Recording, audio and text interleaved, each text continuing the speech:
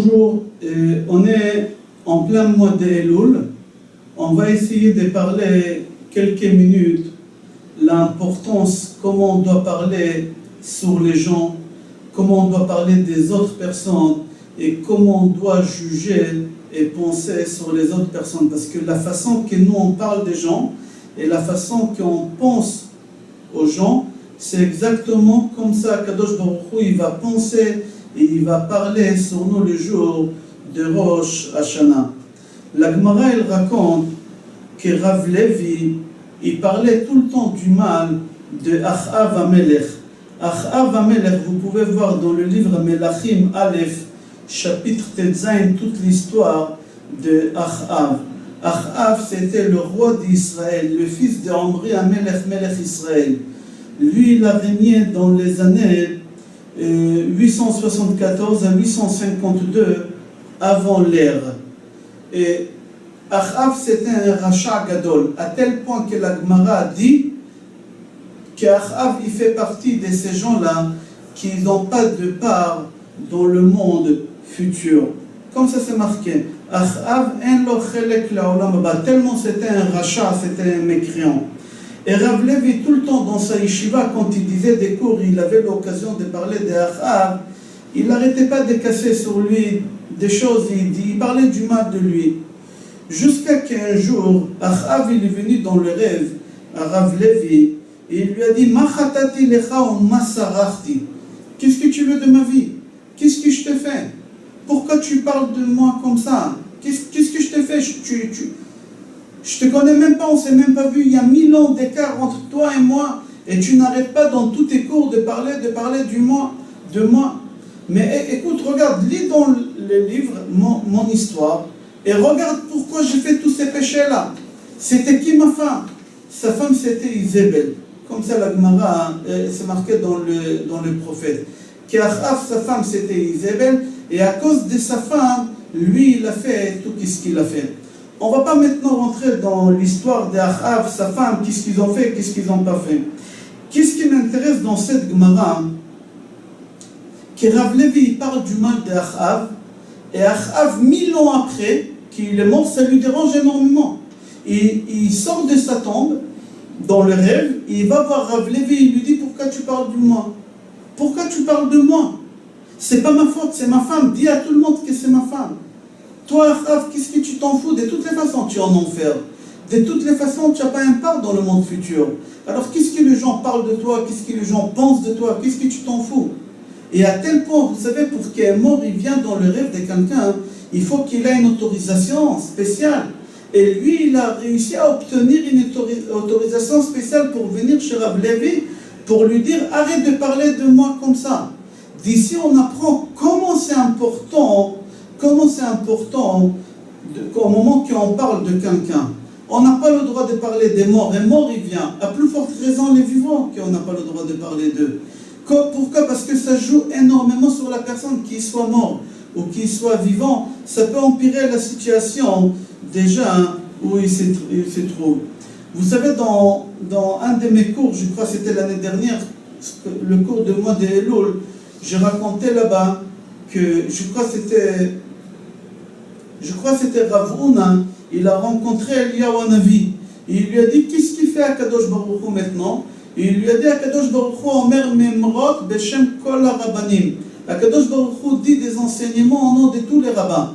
À part un seul rabbin que Dieu ne rappelle pas, qu'est-ce qu'il a dit? C'est Rabbi Meir Ba'alanes. Rabbi Meir, Kadosh Baruch Hu ne dit pas rien de lui. Pourquoi? Parce que le rav de Rabbi Meir, c'était Elisha ben Avouya Acher. Et Kadosh Baruch Hu, il n'a pas voulu qu'on puisse de la Torah de quelqu'un qui n'est pas kasher. Alors là, il a dit à Eliyahu Hanavi, mais Rabbi Meir, Matzah, Rimon, Tocho Achal, Klipato Zarak. Rabbi Meir, c'est connu, qu'avec son rav, il a mangé tout ce qui est mangeable, tout ce qui est kasher, et tout ce qui n'était pas bon, il a su qu'il fallait le jeter. Et dès que lui, il a dit ça tout de suite, on a vu lui dire, Kadosh Baruch Hu, là maintenant, ils sont en train de parler de Rabbi Meir. Là-bas, la Gemara dit que ça a joué énormément à partir du moment que, je crois que c'est Rabouna, il a dit que Rabbi Meir, il a pris les choses bonnes et les choses qui ne sont pas bonnes, il les a jetées. Akadosh Baruch Hu, il n'a pas besoin de ça. Mais pour Akadosh Baruch Hu, c'est important de savoir qu'est-ce que les gens pensent des autres personnes. Il ne faut pas dire, moi je m'en fous des gens qui pensent de moi ou qui disent de moi, c'est assourd. Vitem niki me Hachem ou me Adam. C'est marqué qu'il faut être propre de Hachem et de l'homme aussi. Pas seulement de Hachem. Il ne faut pas dire, moi je suis tranquille, moi je n'ai pas fait de péché, maintenant les gens, etc. Non, ça joue énormément qu'est-ce que les gens pensent de toi et qu'est-ce que les gens parlent de toi. C'est pour ça que tu dois faire en sorte toujours des actions que les gens toujours ils parleront du bien et ils penseront du bien de toi. Dans Parashat Shoftim, vous savez toujours Parashat Shoftim, c'est la paracha qui elle tombe toujours Rosh Chodesh Elul, c'est-à-dire dans la semaine de Parashat Shoftim, il y a Rosh Chodesh Elul. Pourquoi le Rosh Chodesh Elul, on se prépare pour le jour du jugement. Shoftim, c'est des juges. Alors il y a un lien entre Rosh Hashanah et Parashat Shoftim. Et dans Parashat Shoftim, Akadosh Baruch Hu là-bas dit, en réalité c'est Moshe Rabbeinu qui dit, parce que les 4 livres Bereshit, Shemot, Vayikra, Bamidbar, Akadosh Baruch Hu, il a parlé de la gorge de Moshe Rabbeinu. Mais Sefer Devarim, c'est Moshe Rabbeinu qui l'a dit de lui-même. Et dans Sefer Devarim, il y a Parashat Shoftim. Là-bas, Moshe Rabbeinu dit, Veshaftu et Ta'am, Mishpat, Tzedek. Qu'est-ce que ça veut dire ça? Veshaftu et Ta'am, ils vont juger le peuple en justice exacte. Le Tanchuma, il explique, il dit que il faut que vous jugez les gens en bien toujours. Si tu vois quelqu'un qui a fait quelque chose qui c'est pas bien, il ne faut pas le juger tout de suite en pas bien. Il faut toujours juger les gens en bien. Pourquoi? Parce que ça va jouer énormément pour cette personne que tu le juges. C'est ça qu'est-ce qu'elle veut dire la Torah, Veshaftu et Ta'am Mishpat Tzedek, juge les gens dans une vraie justice. C'est-à-dire quoi dans une vraie justice? De bons côtés, pas de mauvais côtés. Chaz v'shalom. Il y a un midrash dans Parashat Tetzaveh, c'est un Yalkut Shimoni, Amar Rabbi Yehuda bar Rabbi Simon, Mashal le'adam shaya yoshev ve'oseh atara. Il ramène une parabole. Un homme qui était assis et en train de fabriquer une couronne. En train de fabriquer une couronne. Pour qui? Il ne sait pas, il fabrique une couronne. Il a dit peut-être on va voir. Quelqu'un il a une folie de grandeur, il va l'acheter. Il y a un passant qui passe par là-bas, il lui dit, dis-moi, tu es en train de fabriquer quoi? Il dit, je suis en train de fabriquer une couronne. Le bonhomme, il lui dit, essaie de mettre un maximum possible des diamants et des choses les plus chères, et que ce soit la plus belle couronne qu'on peut imaginer, parce que j'ai un sentiment que c'est le roi qui va te l'acheter. Alors fais en sorte de mettre le meilleur de toi dedans. C'est exactement avec Akadosh Baruch Hu et Béné Israël et Moshe Rabbeinu. Akadosh Baruch Hu dit à Moshe Rabbeinu, parle toujours de bien des Béné Israël. Et dit aux Béné Israël de parler des biens entre eux. Pourquoi? Parce que moi, Be'ezrat Hashem, quand le Mashiach il va venir, je vais avoir une couronne. Keteritenu lecha amon el ma'ala. Il y a les anges qui vont mettre une couronne à Akadosh Baruch Hu. Et c'est quoi la couronne de Akadosh Baruch Hu? C'est toutes les bonnes choses qu'on a parlé sur les Béné Israël. C'est pour cela qu'Akadosh Baruch Hu il dit à Moshe Rabbeinu, tu parles des Béné Israël, parle toujours que du bien des Béné Israël, parce que ça sera ma couronne.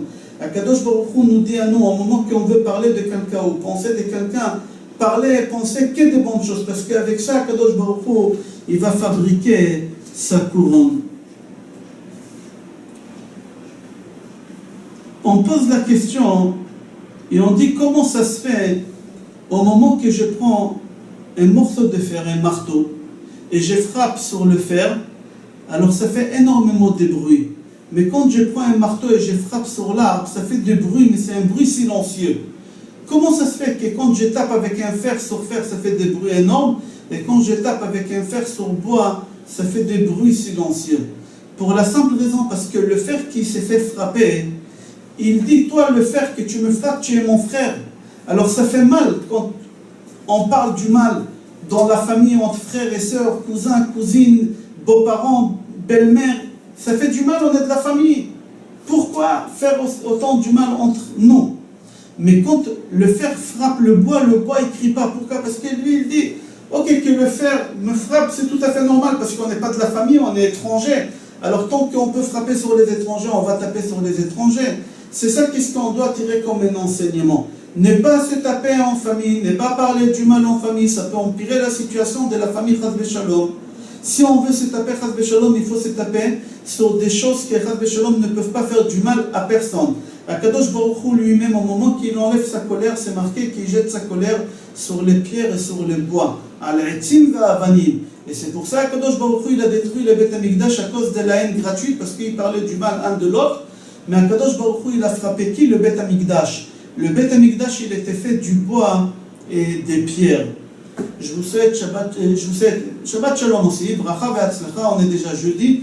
Shabbat Shalom, Bracha ve'Hatzlacha, et qu'Akadosh Baruch Hu יכתוב ויחתום אותנו בספר החיים והמצוות. שנה טובה, כל טוב.